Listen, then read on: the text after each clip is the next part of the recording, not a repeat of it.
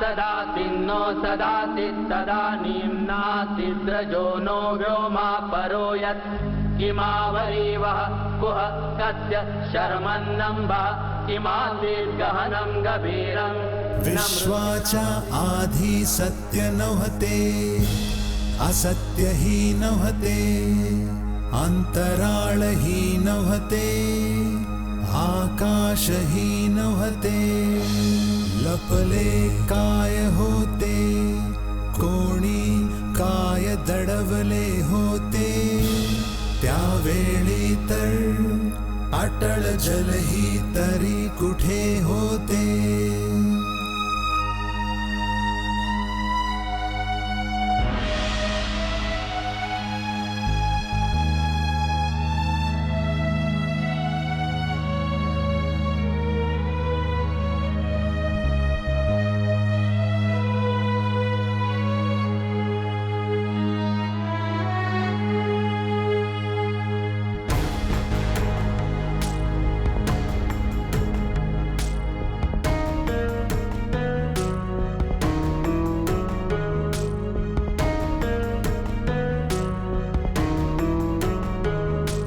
सृष्टीचा कोण करता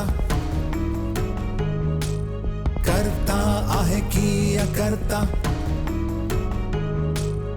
उंच आकाशी राहणारा नेहमी विश्व प्रमुख असणारा त्यालाच खरे माहित असते की माहित नसते कोण काय जाणे काय जाणे काय जाणे काय जाणे.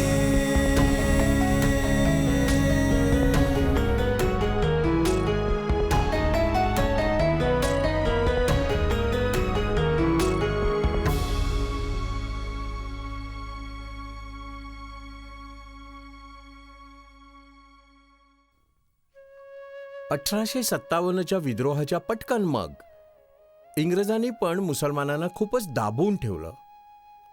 कारण इंग्रजांच्या नजरेमध्ये मुसलमान जास्त आक्रमक तसे.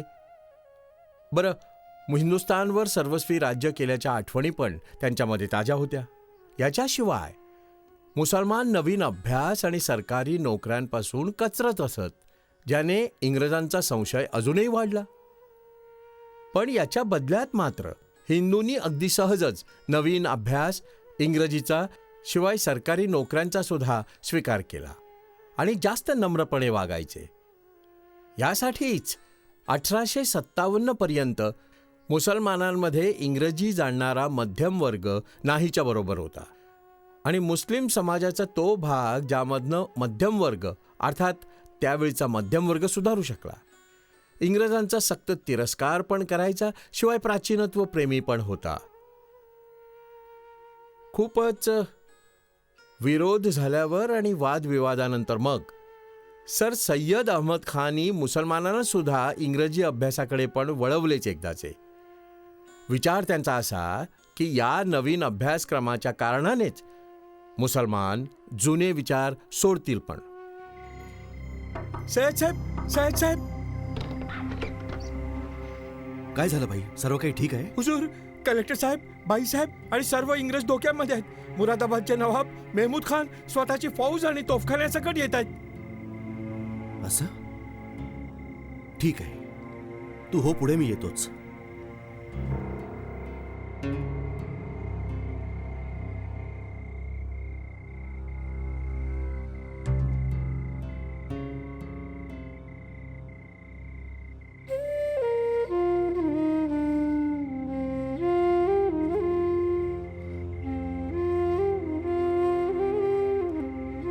ऐकलत का?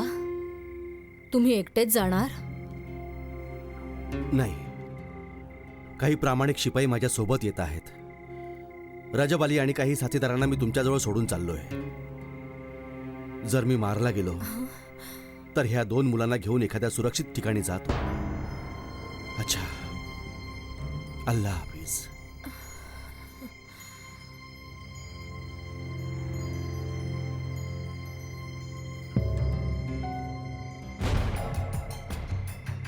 घाबरायची मुळी पण गरज नाहीये मिसेस शेक्सपियर, जोपर्यंत मी जिवंत आहे. ज्यावेळी माझं प्रेत तुम्हाला कोठीच्या बाहेर पडलेलं मिळेल मग मात्र तुम्हाला बहुतेक घाबरावं लागेल. Thank you mister Khan. आम्ही नेहमीच लक्षात ठेवणार तुमचा काइंडनेस.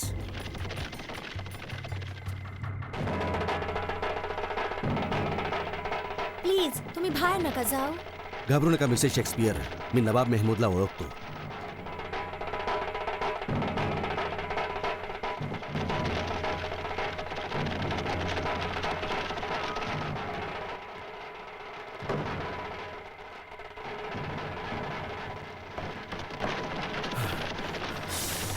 थांबावं जरा नवाब साहेब, इथंच थांबा जरा. सय्यद साहेब, तुम्ही इथनं जा आता लगेच. नवाब साहेब, मी तुम्हाला अर्ज करू इच्छितो. ह्या इंग्रजांना इथनं जिवंत निघून जाऊ द्या, जेणेकरून तुमच्या सभ्यपणाची स्तुती होईल. तुम्ही इंग्रजांचे नोकर आहात, यासाठी पण त्यांची तरफदारी करता आहात. आमच्याकडे या सय्यद साहेब, जितकी मोठी जागीर सांगा मिळेल ते. नवाब साहेब, मी तुमच्या भलाईसाठी एक बघा अर्ज करावं म्हणतो. इंग्रज हिंदुस्थानातनं नाही जाणार बघा. मुळं त्यांची इथे खूप खोलवर पोचलीत. हो, आणि गेलेच समजा, म्हणून तुम्हाला काय फायदा? तुम्ही नवाब आहात, नवाबच राहणार. यासाठी मुठभर निरपराधांच्या रक्ताने का तुमचे हात मळवता? ठीक आहे, कलेक्टरने आम्हाला लिखित द्यायचं की आम्ही त्याला मदत केली आहे. मी लिहायला पण लावतो. तुम्ही जबाबदारी घ्या की शेक्सपियर साहेब आणि बाकी इंग्रजांना सुद्धा सांभाळून रुडकी जायला देणार. आम्ही जबाबदारी घेतोही.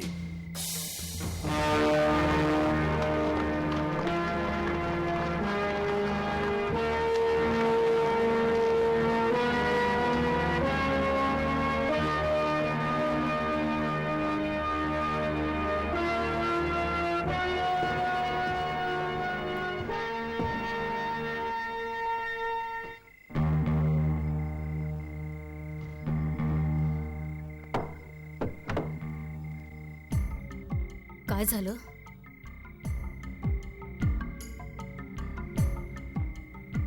मेहमूद की माँ, आता आपण बिजनोरमध्ये राहणं धोक्याचं आहे. चारही बाजूंनी स्थिती बिघडतच चालली आहे.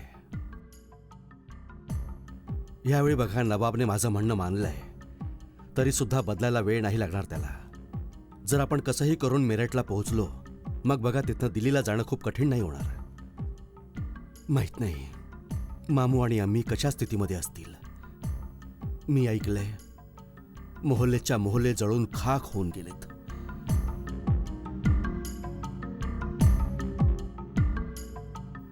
मेहमूद, हमीद बेटा, उठा बच्चों.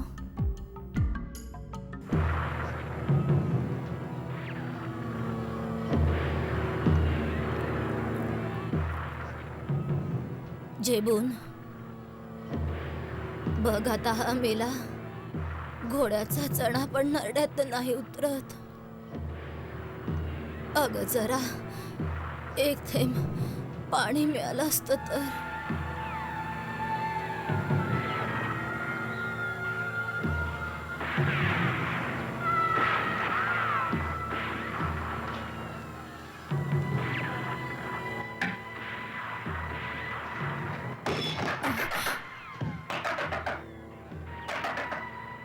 कोण आहे? अम्मी, मी आहे अहमद. अहमद, तू कसा इथे आलास बेटा? अम्मी, तुम्हाला न्यायला आलोय मी. मामू दिसत नाही. सर्व मारले गेले. तुझा मामा, त्याची मुलं सर्वच्या सर्व मारले गेलेत रे कधीच. गोऱ्या फौजेने काश्मीरी दरवाजातल्या प्रत्येक घराला बेचिराग केले बेटा. तू पण इथून जा बेटा. स्वतःचा जीव वाचव. आम्ही तिन्ही बायका, आमचं जे होईल ते होईल रे आता. अल्लाह, काय कयामत आहे. पाणी नुसतं बघून पण तिसरा दिवस आला यार. मी आणतो पाणी. थांबा, मी आणतोच. जेबून उठ. अगं, अहमद आलाय. पाणी आणायला गेलाय. तू पण त्याला का बाहेर पाठवलेस? मौला, तुझ्या अमानमध्ये मौला. अम्मी, हे घ्या पाणी. जेबूनला दे आधी. तिने तिचं पाणी मला दिलं होतं. जेवून जेवून? हाय रे नशिबा, हाय रे नशिबा. चला, रडायची वेळ नाहीये. दूर दूरपर्यंत कुठलंच वाहन नाहीये. खूप मोठ्या प्रयासाने ही एक बैलगाडी मिळालीये. मेरठला पोहोचलो की झालं एकदाच आता, नाहीतर खूप कठीण होऊन बसेल. चला मी. चल रे बेटा, चल. आपल्या समद्यांना इथे माहीत आहे आणि आपल्याला आठवतात ते उपकार. ती सर्व्हिस जी आपल्याला दिली मिस्टर सय्यद अहमद खानने.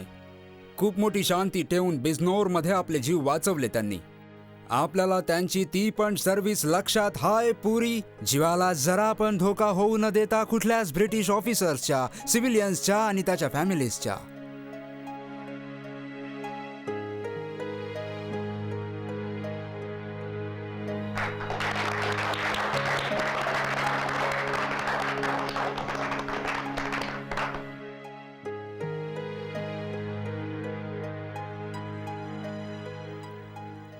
मला आता वाचून दाखवायला आवडेल एक मेसेज जो आहे व्हायसरॉय कडून या महत्वाच्या ओकेजनवर.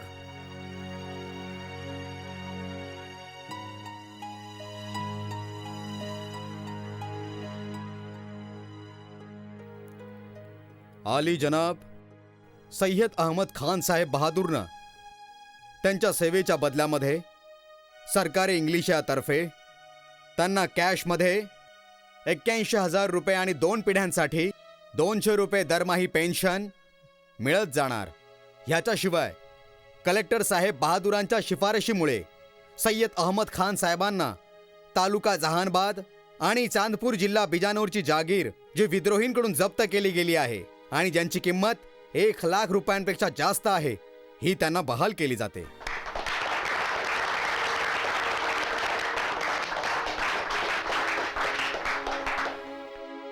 मी इंग्रजी हुकूमत शिवाय तुम्हा सर्व साहेबांचा शुक्रिया अदा करतो.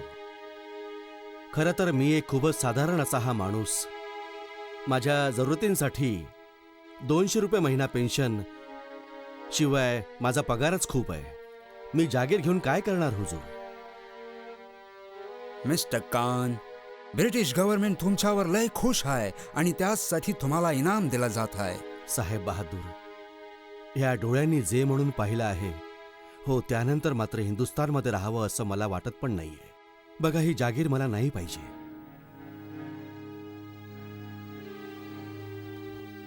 खान साहेब, तुम्ही जीव वाचवलाय माझा आणि माझ्या फॅमिलीचा पण.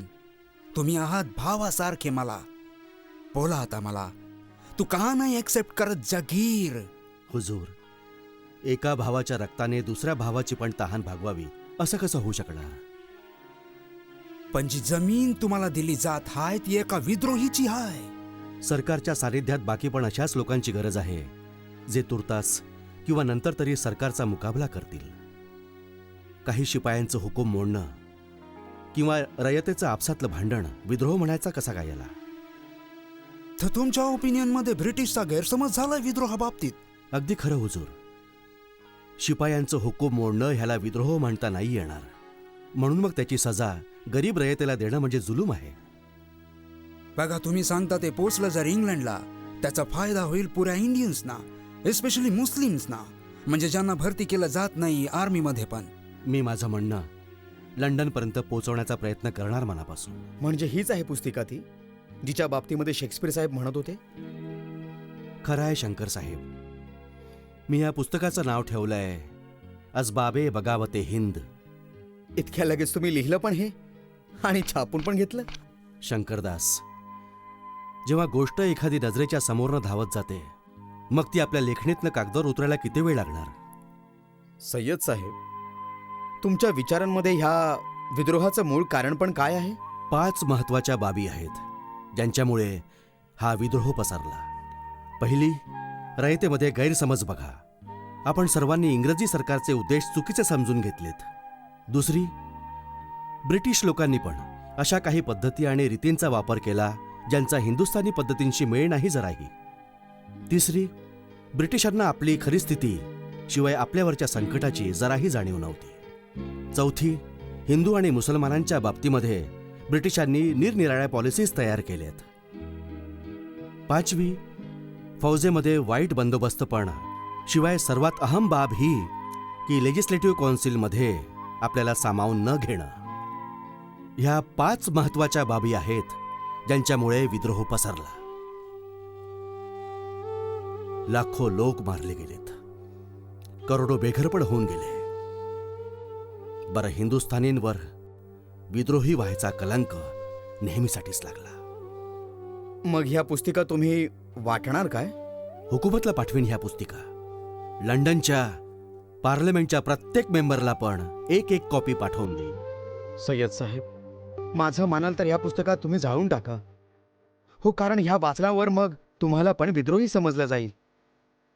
स्वतःचा जीव का धोक्यामध्ये घालता? शंकरदास, थोडी कामं अशी सुद्धा असतात ज्यांच्यामुळे जरी जीव पण गेला ना तरी मुळीच पर्वा नाही. तुम्हाला इंग्रजी येतं ना? तुम्ही ह्यांच्यावर पत्ते लिहा बघू. 500हून थोडे जास्त असावेत.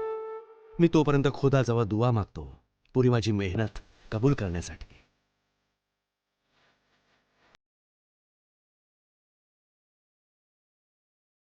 ती पॅम्पलेट इनफ आहे विद्रोह फैलवण्यासाठी, पण तुम्ही बघ केलं काय नाही, पण आमच्या विरुद्ध लोकांना भडकवलं आहे.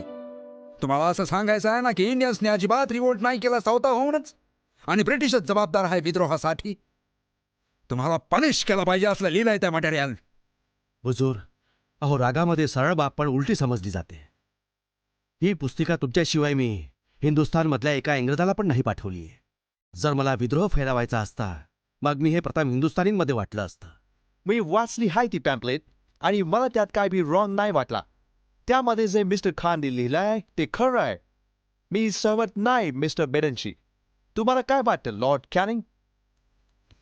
मी तुमच्याशी सहमत आहे मिस्टर फेअर. मिस्टर खाननी असं काही लिहिलंय ज्यानं आपल्या समुदायाला फायदा होईल.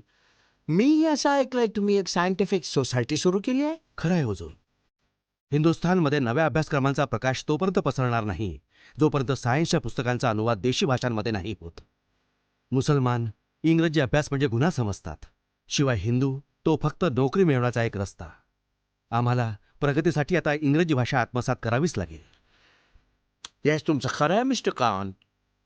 पण आता शिकायला इझी असल्या कारणानं स्वतःच्याच भाषेमध्ये सगळ्या इंडियन्सना शिकवायला पाहिजे त्यांच्या स्वतःच्याच भाषेमध्ये. हुजूर, मी फार अदबीनेच असा अर्ज करू इच्छितोय की अजून आमच्या भाषांनी प्रगती इतकी नाही केली आहे की अजून त्यामधनं सायन्सची शिकवण दिली जाईल.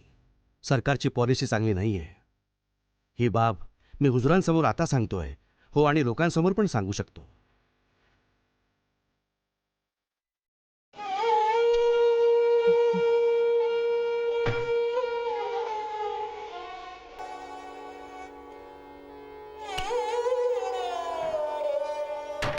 अगं हो बेगम, उद्यापासून मुरादाबादमध्ये आमचं इंग्रजी स्कूल सुरू होत आहे. तू मुलांचे कपडे वगैरे आपले नीट केलेले आहेत ना? मी माझ्या मुलांना इंग्रजी स्कूलमध्ये शिकवून ख्रिश्चन नाही बनवणार. अरे काय बोलता तुम्ही हे बेगम? पोरांचं इंग्रजी शिवाय चालणारच नाही. तुम्ही कुठली इंग्रजी शिकलात मोठी? माझा विषय जाऊ दे बेगम. वेळ पण वेगळी होती ती. आता पण सरकारी नोकरी बिगर इंग्रजीच्या नाही मिळणार. बंगालमध्ये बंगाली बाबू इंग्रजी शिकून पूर्ण देशामध्ये खूप मोठे हुद्दे मिळवत आहेत. बरं, राहिला प्रश्न फौजेचा. मग बघा, आम्हा मुसलमानांना भरती नाही केलं जात तिथे. राहिली वकिली, पण वकिलीमध्ये पण उर्दूच्या जागी इंग्रजी आली आहे. अगं आता बघ, यूपीचे मुसलमानच नाही, हिंदूंना पण इंग्रजीला नाही सांगता येत नाही. ठीक आहे, तुम्ही तुमच्या मुलांना इंग्रजी शिकवा. तरी पण मी त्यांना तुमच्यासारखं कोट पॅन्ट नाही घालू देणार.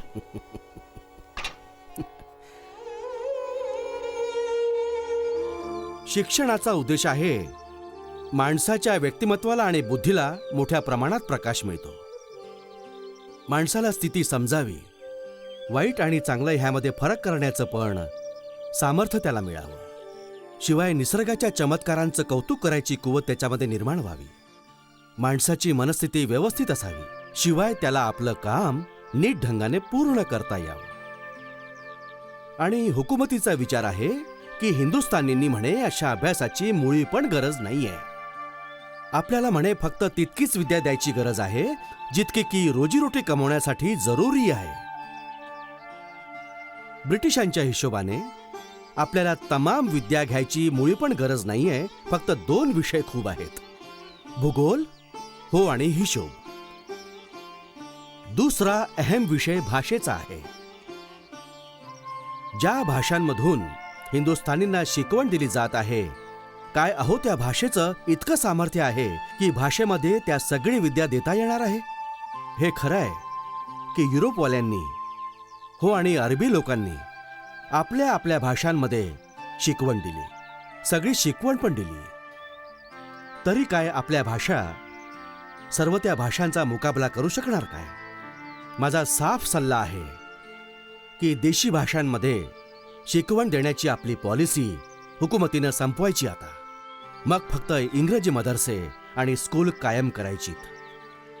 हो, कारण इंग्रजी बिलकुल संशयाशिवाय अशी एक भाषा आहे जिच्यामधनं सगळ्याच प्रकारची चांगली विद्या देता येते. ह्याने आपण हिंदुस्थानींचा हा मोठा गैरसमज की सरकार आपल्याला सगळी शिकवण नाही देऊ इच्छित हा संपून जाणार आहे. ह्याच सर्व गोष्टींचा विचार करून मी इथे गाझीपूरमध्ये एक मदरसा स्थापन करायचं असं म्हणतो. हा मदरसा सेल्फ हेल्प म्हणजे लोकांच्या दानातनच बनेल.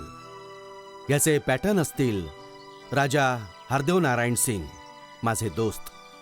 शिवाय ह्यामध्ये 5 भाषा शिकवल्या जातील, उर्दू, इंग्रजी, अरबी, फारशी आणि संस्कृत. जर अल्लाहची मदत शामिले हाल राहिली तर एक दिवस हा मदरसा कॉलेज बनेल, इन्शाअल्लाह.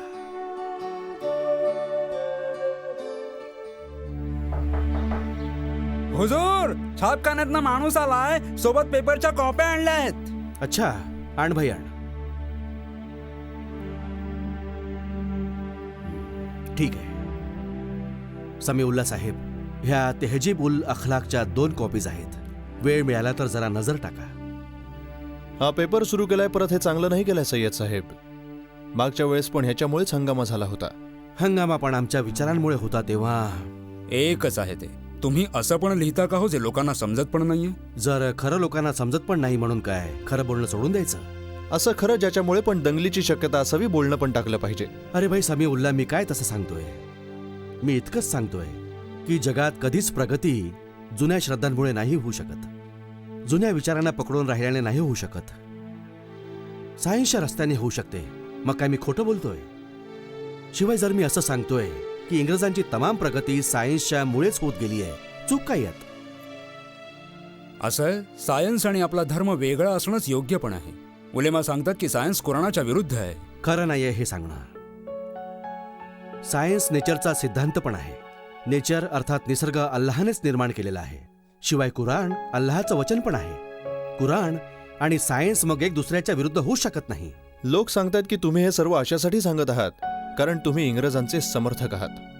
शिवाय त्यांचं सगळ्या बाबतीत चांगलं असो की नसो तुम्ही कौतुकच करता. मला पण एक मात्र समजलं नाहीये सय्यद साहेब, देवीची लस टोचण्याच्या बाजूने तुम्ही म्हणे बिल पास करवलं. हो, शिवाय इंग्रजांकडे खायला प्यायला पण तुम्ही गुन्हा नाही समजत म्हणे. या बाबींमुळे तुमच्या विरुद्ध फतवे जारी होऊन गेलेत.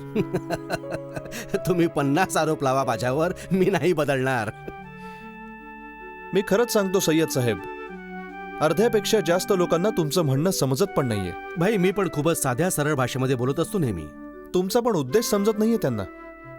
या सायंटिफिक सोसायट्या, पुस्तकांचे ते अनुवाद, लेक्चर, मग इंग्रजी शिकवणीची चर्चा, मग केव्हा हे लिहिणं की हे सगळे धर्म एक आहेत, केव्हा असं सांगता की शिक्षण धर्मापेक्षा वेगळं आहे.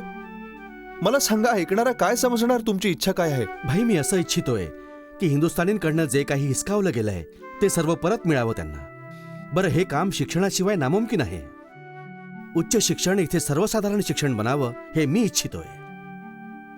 मला तर असं वाटतंय समीउल्ला की मेहमूदला जर स्कॉलरशिप मिळाली यंदा तर ह्याच्यासोबत मी पण लंडनला जाऊन फिरून येईल.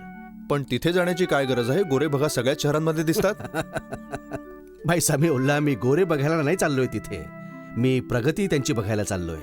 मी ह्यासाठी तिथे चाललोय की एक बेट लहानसं कशा तऱ्हेने दुनियेवर पण स्वतःचं हुकूम चालवतं हे बघायला. मी बघ तिथे जाणार आणि हिंदुस्थानसाठी तिथलं काहीतरी चांगलं करायचं म्हणतोय. मी खरंच इच्छितोय की ह्या अनुभवामुळे आपल्या देशाला खूप फायदा होत जावा.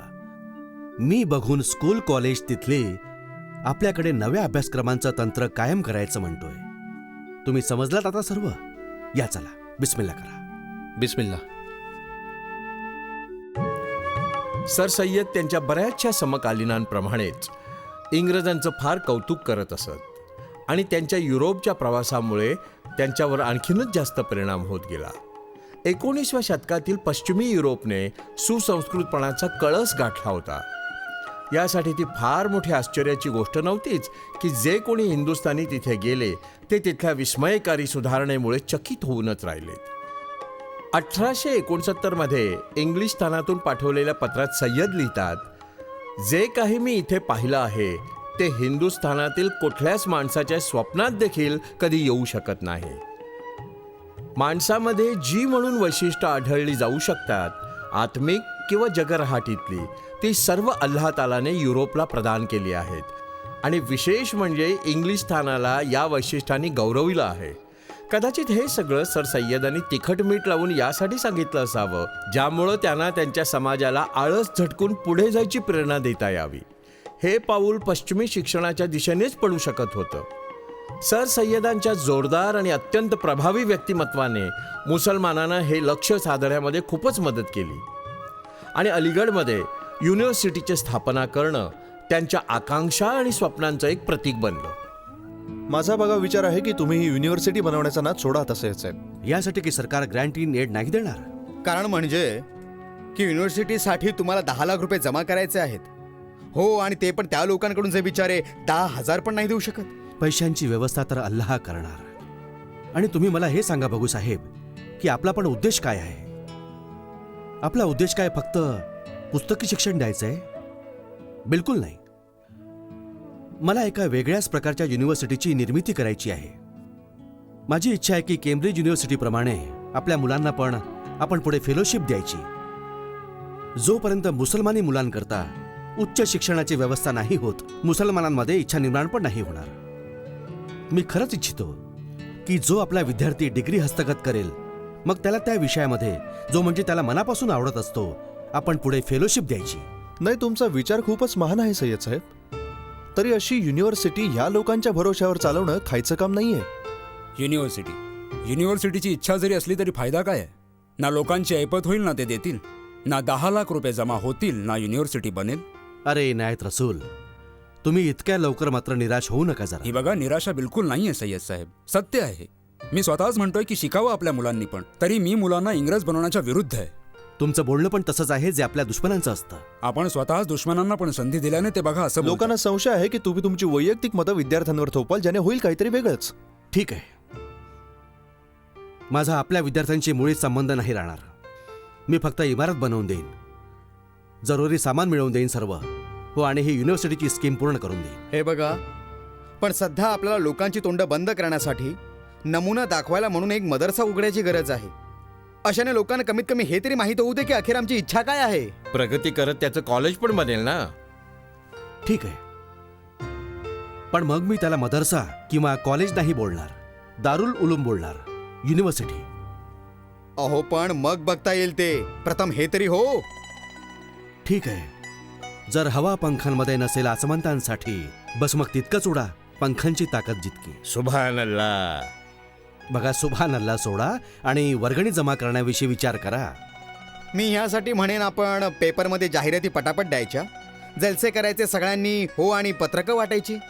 अरे खरंच, आपला स्वतःचा पेपर तेहजीब उल अखलाक परत का हो रे सुरू करायचा? आणि तुम्ही यामध्ये परत लिहिलं तर लोक परत मारतील हो दगड. अरे भाई बघा, दगडांची पण आपल्याला जरूरत आहे इमारत बनवण्यासाठी. सय्यद साहेब, अशा तऱ्हेने नाही जमणार वर्गणी. मग कशा तऱ्हेने जमणार? धर्मपंडितांनी सांगायचं की अशा मदरशांसाठी वर्गणी देणं चालणार आहे. हा डेप्युटी कलेक्टर कानपूर मौलवी इम्दादुल अलीचा बयान आहे का? जे पंडित असं सांगतात की ह्या मदरशासाठी वर्गणी देणं चालणार आहे, खोटारडे आहेत ते. पण मी तर म्हणतोय की पंडितांच्या नावाने हा बयानच खोटा आहे. हो, कारण जे लोक अलीगडसाठी अलीगडमध्ये मदरसा बनवू इच्छितात, हो मुसलमान नाही आहेत ते. एक अजून मौलवी फरमावतात, मदरशामध्ये सर सय्यद अहमद खानचा पुतळा असेल. अगदी मुसलमानांच्या मदरशामध्ये पुतळा लागेल. सर सय्यदच्या साथीदारांचे मोठे मोठे फोटो लागतील. मुसलमानांच्या शाळामध्ये फोटो. नावजुबिल्लाह नावजुबिल्लाह. एक अजून अशा तऱ्हेचाच बयान आहे का? हा सय्यद नाहीये, ख्रिश्चन आहे, काफिर आहे. या मदरशामध्ये आपल्या पोरांना ईसाई बनवलं जाणार आहे. जे पैसे वर्गणीतनं जमा होतील ते व्याजावर चढवले जातील आणि व्याजाच्या पैशांनी मदरसा चालेल. समीउल्ला साहेब, ती वेळ गेली जेव्हा आपण मान खाली घालून सर्व काही ऐकून घ्यायचो. खरं तर आता कागदी घोडे पळवून काम नाही चालणार. आपल्या कम्युनिटीच्या मेंबरना स्वतः शहर शहर जिल्ह्या जिल्ह्यात जात लोकांच्या मनामध्ये जोश निर्माण करावा लागेल. हो, आणि ह्या कामामध्ये फुरसत आणि मेहनतीशिवाय पैशांची पण गरज भासेल. पण कमिटी, लक्षात ठेवा, एक पैसा नाही देणार. पैसे पण आपल्याला स्वतःच्या खिशातून खर्च करावे लागतील. पण आपण हे करून दाखवणार आणि इन्शाअल्लाह दुश्मनांची तोंड बंद करणार. आहे मदरसा अलीगडमध्ये एक होत आहे मुकर्रर. आहे मदरसा अलीगडमध्ये एक होत आहे मुकर्रर. चालू केला आहे असा इस्लामी लोकांनी मिळत. सगळे विषय सगळ्या भाषांचा अभ्यास होईल यामध्ये. सर्व मदरसाहून चांगला, सर्व कॉलेजांपेक्षा फार छान इंग्रजी माध्यम होईल अभ्यासांमध्ये. पण हा, धर्माची पण खास होईल शिकवण ए बिरादर. आहे शरीर पण मदरशांचं, इंग्रजी शिवाय पण आहे त्यामध्ये अभ्यास करायचा आपल्या धर्माचा, बस आत्म्याच्या बरोबर. या मदरशांच्या संस्थापकांचा वेश पण आहे असा, ज्याने पुरावा हो असेल कायद्याने. खरं तर पॅन्ट आणि कोट तो त्यांचा, वर वेश करी जरी असा हा. पण शरा अहमदीचा झप्पा आहे त्याच्याही आत. सरकारची भलाई इस्लामी लोकांसाठी काय काय नाही केलं आहे या भल्या माणसाने आजवर. सारखं दुश्मनांनी घेरलं त्यांना. ह्यावर बघा त्यांनी दाखवलं फक्त प्रेम सर्वांवर हा मदरसा बनवल्याने.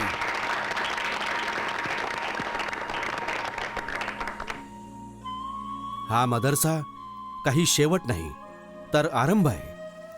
याची निर्मिती करण्यामागचं पण कारण आहे की जे लोक मला कोसत असतात, शिव्या देत असतात, जात नसलेला सांगतात, मी धर्माबाहेरचा म्हणतात, बघावं स्वतः येऊन त्यांनी की आम्ही कशा तऱ्हेची शिकवण मुलांना पण त्यांच्या देणार इथे. हो, आणि त्यांना काय शिकवणार इथे. हा छोटासा मदरसा जो आम्ही उघडणार आता इथे लगेच, अल्लाहच्या फजलने एक दिवस आलिशान युनिव्हर्सिटी बनेल. मी कलेक्टर साहेब जनाब हेनरी लॉरेन्स यांना एक विनंती पण केली आहे. ही विनंती कलेक्टर साहेबांनी इंग्रजी हुकुमतीला पाठवून पण दिली आहे, ज्यामध्ये आम्ही सांगितलंय की ही बघा जी 74 एकर जमीन बेकार पडलेली आहे, हो, ती आम्हाला युनिव्हर्सिटी बनवण्यासाठी लगेच द्यायची त्यांनी. जर बघा तितकी नाही तर कमीत कमी इतकी जमीन जरूर द्यायची ज्यामध्ये आम्हाला एक चांगलं कॉलेज बनवता येईल. बाकी जमीन तर आम्ही वर्गणी काढीत खरेदी करणारच.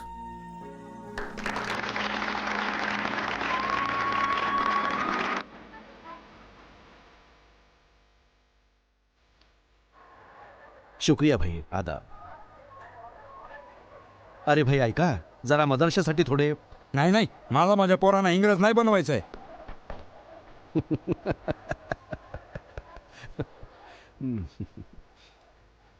आण बेटे. शुक्रिया. वालेकुम. अरे सय्यद साहेब, तुम्ही आणि इथे या स्थितीमध्ये. अरे भाई, नशिबामध्ये भीक मागणं लिहिलंय म्हणून मागत आहोत. आणि अल्लाचा फजल आहे की स्वतःसाठी नाही, मदरशासाठी मागत आहोत. एक आणा टाका जरा यामध्ये. शुक्रिया. अल्लाह तुम्हाला कामयाब करेल. बोल लैला मध्ये तू काय पाहिले, बोल लैला मध्ये तू काय पाहिले. जा, मी तुझ्या प्रश्नाचं उत्तर नाही देत. मजनू, तुला माझ्या सगळ्या प्रश्नांची उत्तरं द्यावी लागतील. नाही देणार. जा. तुला तुझ्या अल्लाहची कसम. नाही देणार. जा. तुला तुझ्या अब्बांची कसम. नाही देणार. जा. मग जा, तुला तुझ्या लैलाची कसम. मग विचार ना. बोल लैला मध्ये तू काय पाहिले, बोल लैला मध्ये तू काय पाहिले, बोल लैला मध्ये तू काय पाहिले, बोल लैला मध्ये तू काय पाहिले. मज लैला मध्ये खुद ईश दिसे मज लैला मध्ये खुद ईश दिसे मज लैला मध्ये खुद ईश दिसे मज लैला मध्ये खुद ईश दिसे.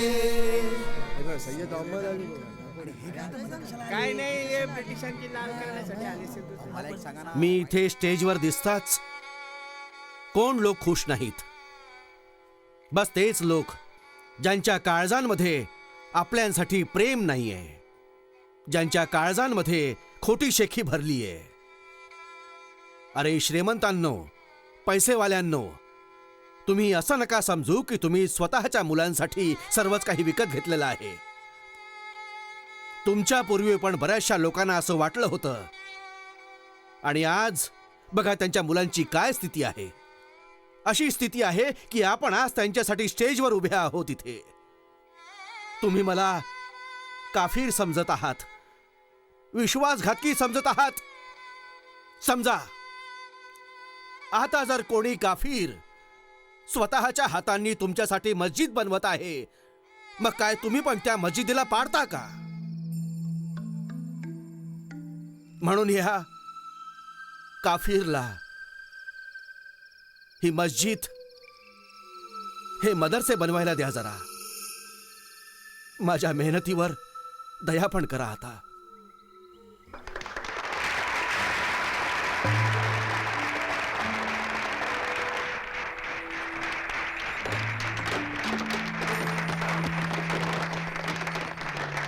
तुमच्यामुळेच मदरशांचं नाव बदनाम होत आहे.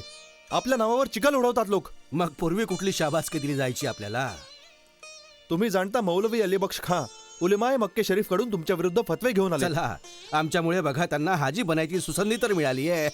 असे पण तुमच्या विरुद्ध असे कुठले कमी फतवे होते म्हणून तुम्ही आता लॉटरी मार्फत वर्गणी जमा केली आहे. लॉटरी बेकायदेशीर आहे आणि मदरशासाठी कुठलंच बेकायदेशीर काम नाही होणार. घाबरायची गरज नाहीये. याचा गुन्हा माझ्या आणि तुझ्या डोक्यावर नाही पडणार. हा बघा त्या लोकांच्या डोक्यात पडेल, म्हणजे पैसेवाले आणि श्रीमंत लोक ज्यांनी वर्गणी द्यायला नकार दिलाय. जर वर्गणी दिली असती त्यांनी, मग आपल्याला ही लॉटरीची गरजच पडली नसती. असं मी तुम्हाला पूर्वी पण झालंय सांगून की जर मदरशामध्ये कुठलं पण काम धर्माच्या विरुद्ध होत गेलं, मग मी इथून निघून जाईन. मी कुठलं काम पण धर्माच्या विरुद्ध केलंय? आपल्या मुलांना इंग्रजी शिकवणं म्हणजे गुन्हा आहे? पण त्यांना इंग्रज बनवणं गुन्हा आहे. अरे भाई, काय हरकत आहे जर आपले मुलं कल्चरमध्ये इंग्रज असावीत, शिवाय धर्मामध्ये मुसलमान? मला तुमच्याशी वाद नाही घालायचा आहे, पण मला खात्री आहे की लॉटरीला सक्त विरोध पण होणार. बिलकुल नाही होणार. बिलकुल होणार. नाही होणार. असं करा, आता एक एक अशर्फीची पैज लावा. चला. पैज लावा, पण मला आधी हे दाखवा की तुमच्यापाशी अशर्फी आहेत की नाही. का म्हणून नाही, हे घ्या. चला.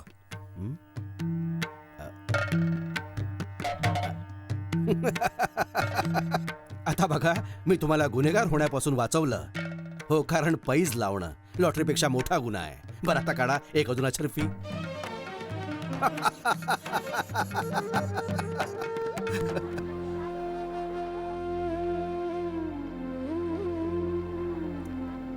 अरे भाई मौलवी साहेब, सलाम वालेकुम. वालेकुम अस्सलाम. भाई, आम्ही बघा तुम्हाला वर्गणी देत देत थकलोच आता. मौलवी साहेब, आता थोड्याच दिवसांनी आम्ही मरणार. बोला, मग तुमच्याकडे वर्गणी कोण मागणार? खुदा के वास्ते मरण्याविषयी नका बोलू. ही घ्या वर्गणी घ्या. खरंच जर तुम्हीच मेलात भाई, ही युनिव्हर्सिटी कोण बनवणार? हा खुदा हाफिज.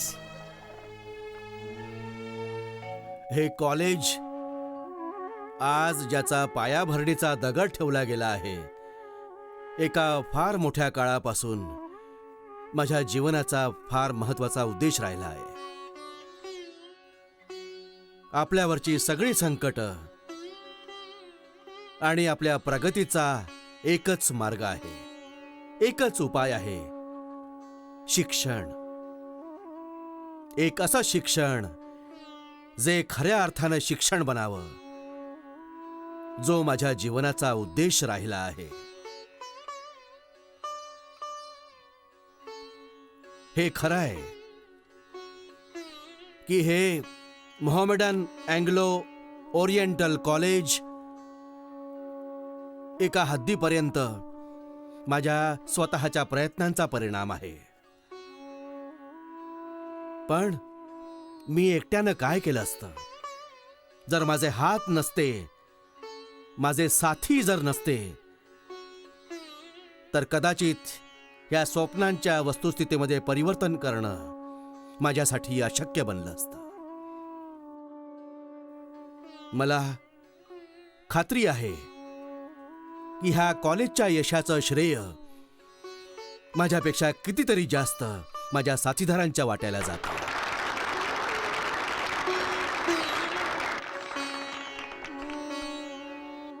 मला हे बघून फार आनंद होत आहे की माझ्या जीवनाच्या अखेरच्या हिश्श्यामध्ये, की ज्या कामामध्ये मला इतक्या काळापर्यंत बांधून ठेवलं, बघा त्या कामामध्ये एका बाजूला मला माझ्या देशबांधवांची सहानुभूती दिववली, तर दुसऱ्या बाजूला इंग्रज मोठ्या अधिकाऱ्यांची कृपा दिववली.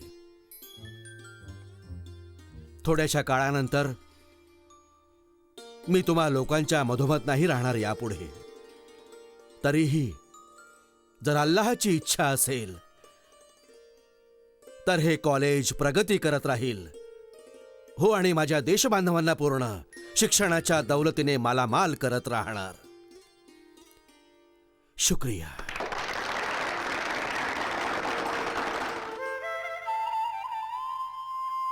कुणाचं पत्र आहे मोहसिन? सुरेंद्रनाथ बॅनर्जीचं. वाज बघू काय लिहिलंय. यामध्ये लिहिलं बघा आहे की ऑर्गनायझेशनची निर्मिती केली जाणार आहे इंडियन नॅशनल काँग्रेसच्या नावाने, ज्यामध्ये हिंदुस्थानाचे तमाम मोठे मोठे लोक सामील होणार आहेत. स्वतः बॅनर्जींचा आणि बद्रुद्दीन तय्यबजींचा असा विचार आहे की जर या हालचालींमध्ये तुम्ही सामील नाही झालात तर ही अधुरी राहणार आहे. मोहसिन जी, तू 1857च्या गदरच्या बाबतीमध्ये पण ऐकलंच असेल. जरूर ऐकलंय. मी सर्व पाहिलंय बघ माझ्या डोळ्यांनी. या मुसलमानांची बर्बादी जी होत गेली माझ्या डोळ्यांसमोर आहे ती. म्हणून पुढे मग तुम्हीच बघा, असबाबे बगावते हिंदमध्ये सांगितलंय की व्हॉइसरॉयच्या काउन्सिलमध्ये हिंदुस्थानी प्रतिनिधी पण खूप गरजेचे आहेत. आणि परिणाम म्हणून अनेक वर्षांसाठी काउन्सिलमध्ये हिंदुस्थानी मेंबर नॉमिनेट पण होत गेले. खरंय, पण आता ह्यांचा व्हॉइसरॉयच्या वतीने नॉमिनेशनचा विषय नाही चाललाय, पण ह्यांचा इलेक्शनचा विषय चाललाय. सरकारशी लढण्या झगडण्याचा विषय चाललाय. आता बघा, हे बंगाली लोक मागील 100 वर्षांपासून इंग्रजी पण शिकतायत, मोठमोठे हुद्दे पण मिळवले आहेत, आर्थिक परिस्थिती पण यांची आपल्यापेक्षा कितीतरी जास्त चांगली आहे. यांना स्वतःच्या हक्कांसाठी लढता येतं. आणि जर आपण हे लढणं झगडणं सुरू केलं मग ही आपल्यासाठी मोठी नुकसान देणारी बाब होईल. 1857 नंतर मग जे म्हणून आपण मिळवलं आहे आपण सर्व घालवणार ते. मग पत्राला काय उत्तर द्यायचं आहे? या बघ, उत्तर काय द्यायचं आहे बघ. लोक स्वतःच्या हक्कासाठी लढतायत, ते लढू दे त्यांना. आपलं बघ काम चाललंय जे मुलांना शिकवायचं काम, बस आपण करत राहायचं ते.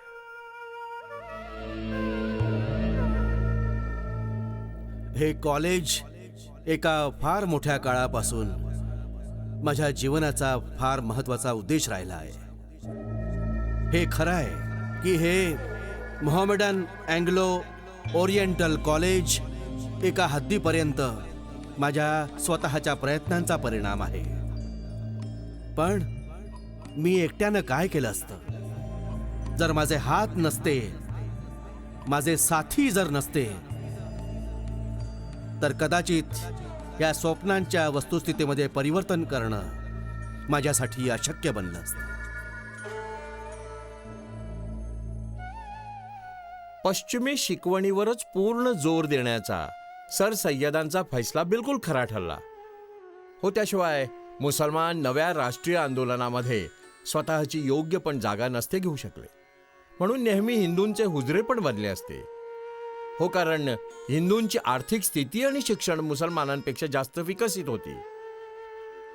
सर सय्यदांच्या हालचाली पूर्ण खरं तर आज आपल्याला खूपच साधारण दिसत आहे, पण त्या जमान्यासाठी खऱ्या क्रांतिबंडाच्या दिशेमध्ये एक पाऊल पण होतं.